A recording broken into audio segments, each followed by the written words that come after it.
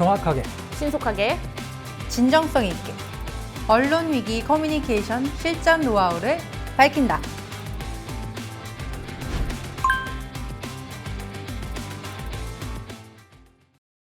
안녕하세요. 국가과학기술인력개발원 박임마누엘입니다. 지난번 언론 위기 커뮤니케이션 팁 영상 반응이 굉장히 뜨거웠거든요. 그래서 실전편으로 여러분께 다시 인사드리게 되었습니다. 이번에는 1편에 나와주셨던 홍보 전문가와 함께 특별히 한 분을 더 모셨습니다. 네, 안녕하세요. 한국항공우주연구원 이규수입니다. 반갑습니다. 네, 안녕하세요. YTN 사이언스 양우영 기자입니다. 오늘 토크는 왠지 창과 방패의 대결 같은, 기관과 언론의 대결 같은 느낌이 드는데요. 아닙니다. 대결이라니요. 서로 협력해야죠. 협력해서 좋은 콘텐츠 만들어 보도록 하겠습니다. 네, 오늘 생생한 그런 이야기들 부탁드리겠습니다.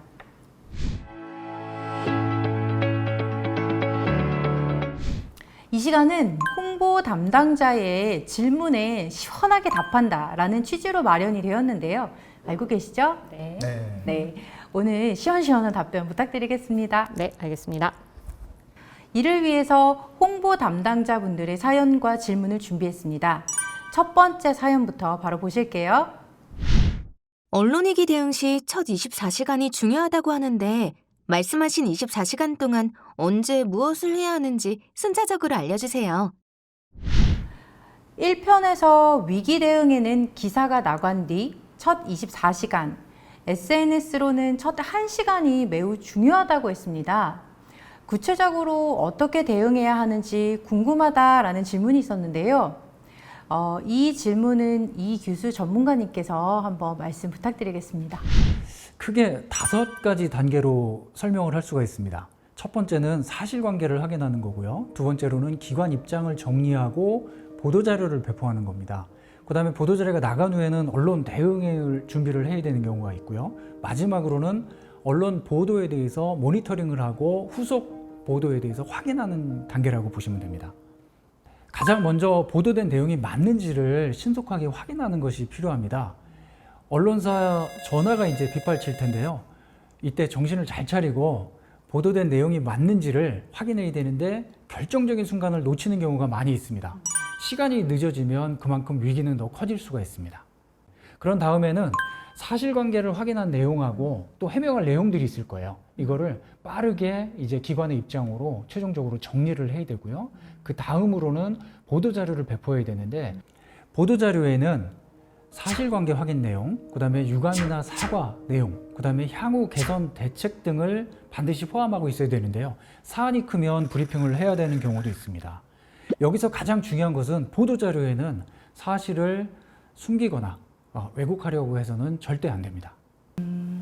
아마도 축소나 은폐 의혹이 생기면 이 위기가 더 커질 수 있기 때문이겠죠? 네, 보도자료가 배포되면 전화 인터뷰 등이 올 수 있는데요. 인터뷰는 핵심 내용을 위주로 간결하게 말할 수 있도록 준비를 하는 것이 필요합니다. 마지막으로는 보도자료 배포 이후에 언론 보도가 어떻게 나오는지 모니터링을 하고 후속 보도가 더 있을지를 확인하는 작업 등이 꼭 필요하다고 볼 수 있습니다.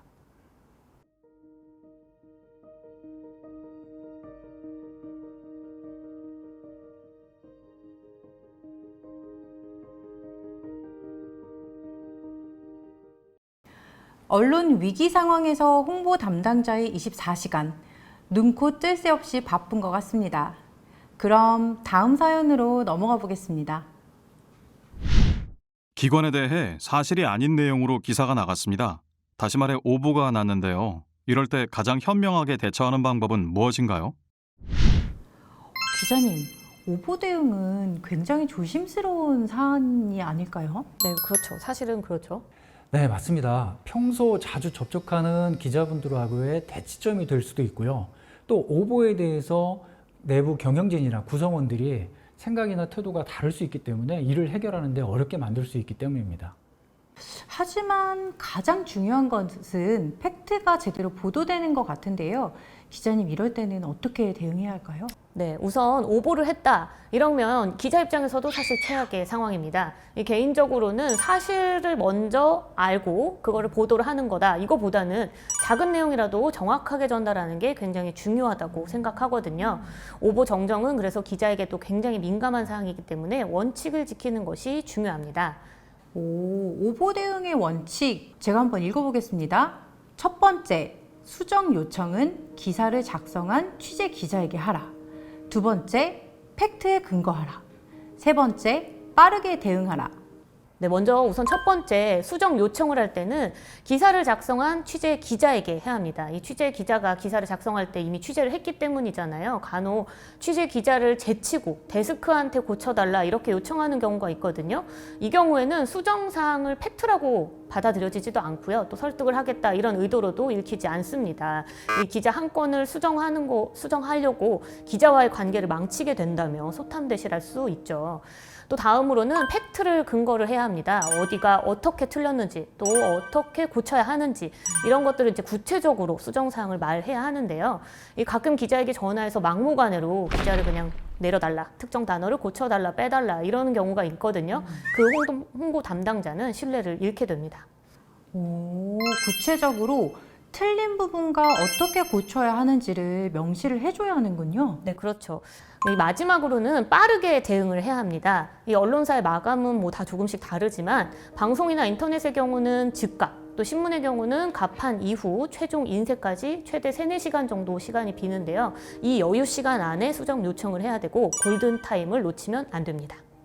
네, 양 기자님이 아주 중요한 포인트를 정확하게 말씀을 해주셨는데요. 골든타임 안에 기사를 정정을 해야 되기 때문에 기관 내부의 입장도 빠르게 정리를 하는 것이 중요합니다. 그리고 홍보 담당자는 오보 대응은 크게 3가지 단계로 진행된다는 걸 꼭 기억해 주셔야 되는데요. 첫 번째는 팩트체크, 두 번째는 정정 요청, 마지막은 해명 자료 배포가 되겠습니다. 가장 먼저 확실하게 팩트체크를 해야 합니다. 네, 팩트체크에 대한 부분, 기자님께서 말씀하신 부분과도 내용이 맞닿는 것 같습니다. 네, 그렇습니다. 홍보 담당자는 차분하게 잘못 보도된 부분이 무엇인지 사실관계를 명확하게 짚어야 합니다. 만약 보도 내용이 틀린 부분이 있다면 적극적으로 기사 정정 요청을 해야 되는데요. 이때 사실이 아닌 부분이 어떤 부분인지, 팩트가 아닌 부분이 무엇인지를 근거 자료와 함께 제시를 하면 기자분과의 오해나 갈등을 줄일 수 있습니다. 끝으로 신속하게 오보 내용과 사실관계를 명확하게 밝힌 해명 자료를 배포해야 되는데요. 해명 자료는 더 이상 잘못된 보도가 확산되는 것을 방지하기 위한 목적이라고 보시면 되겠습니다. 오보 대응은 늦으면 늦어질수록 그 피해가 눈덩이처럼 불어난다. 신속한 배포가 관건일 것 같습니다. 사실 기자 입장에서도 오보를 수정하는 것은 순탄한 과정은 아닙니다. 데스크를 거쳐야 하기도 하고 심지어는 편집국장까지 승인을 받아야 되는 경우가 많거든요. 이렇게 해서라도 기사가 정정이 되면 모르겠지만 그렇지 않은 경우에는 언론중재위원회에 언론중재 신청을 해야 합니다. 여기서도 합의가 이루어지지 않거나 조정이 이루어지지 않으면 민사소송까지 가야 합니다. 혹시 그 단계까지도 가보신 거죠? 안타깝게도 그 단계를 가봤는데요. 굉장히 시간과 그 비용이 많이 들어가는 일이고요. 그 얘기를 여기서 다 하자면 오늘 밤 샐 수도 있습니다. 다음 기회가 되면 꼭 듣겠습니다. 기자님, 그런데 네. 오보 대응은 틀린 기사에 대응을 하는 건데 가끔씩 부정 기사가 나오는 경우도 있습니다. 이런 경우에는 어떻게 되는 거죠? 네, 사실 부정 기사인 경우에, 특히 비위 기사인 경우에는 팩트가 어느 정도 확인된 경우가 있을 수 있기 때문에 사실 수정이 조금 어렵고요. 그 외에 전반적으로 부정 기사라 함은 사실 기자의 어떤 판단, 또 취재의 어떤 방향에 따라서 조금 사람들의 생각에 따라 달라질 수 있잖아요. 그래서 이런 경우는 사실상 수정은 좀 어렵다 이렇게 보시면 좋을 것 같습니다.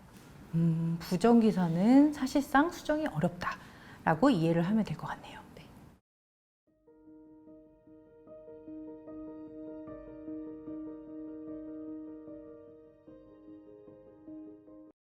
네, 쉬운 듯 쉽지 않은 오보 대응하기, 팩트체크, 신속한 정정 요청으로 가능합니다. 정정 요청은 담당 기자님께 가장 먼저 하는 것도 잊지 마세요.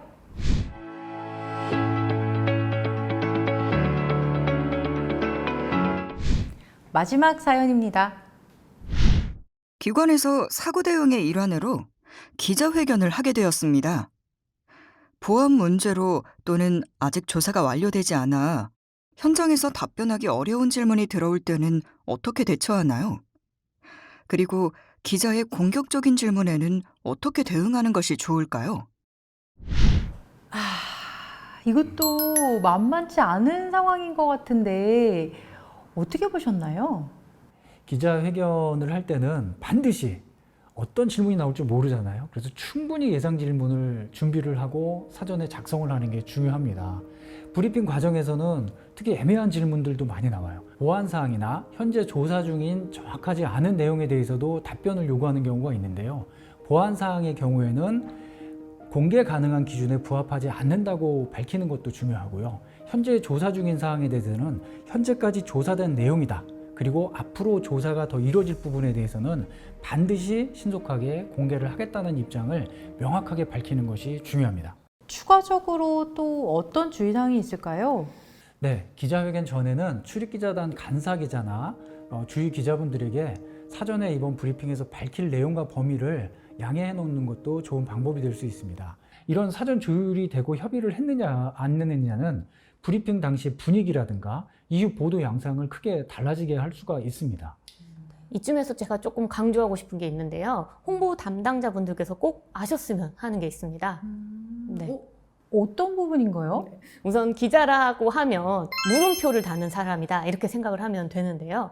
기자회견이나 기자 간담회가 열린다 이런 연락을 받으면 기자는 우선 기사를 쓸 만한 새로운 내용이 있겠구나 이렇게 생각을 합니다. 기자 간담회 주요 내용이 특별해 보이지 않는다, 또 새로운 내용이 없다 그러면 새로운 내용이 될 만한 질문을 현장에서 하게 되죠. 민감한 사안일수록 또 발표자의 발표 내용이 부실할수록 사전에 논의된 질문보다는 현장 질문이 늘어난다고 생각하시면 됩니다. 질문은 기자님의 직업적 특성이자 덕목이라고 할 수 있겠네요. 네, 이 답변 내용이 모두 기사화가 되는 건 아니지만 기자가 전체적인 상황을 제대로 이해하는데 필요한 것인 만큼 이 모든 질문에 최대한 충실하게 답변해 주시는 것이 중요합니다. 그런데 만약 답변을 공개할 수 없는 경우라면 이럴 때는 어떻게 해야 될까요? 네, 또 그럴 때는 답변을 공개할 수 없는 이유가 있을 거예요. 그 이유와 또 답변을 공개할 수 있는 시기, 그 시기를 구체적으로 밝혀주시는 것이 좋습니다. 네, 홍보 담당자분들이 기자회견을 어렵게 느끼는 경우가 많이 있거든요. 그럴 때 좋은 팁을 하나 드리면 요즘 코로나 전국이잖아요. 매일같이 브리핑이 열립니다. 중대본이나 방대본에서 열리는 기자회견 브리핑 등을 참고하면 굉장히 도움이 될 것 같습니다. 꿀팁인데요. 기자회견에서 질문에 대응하는 노하우, 이제 확실히 이해하셨죠?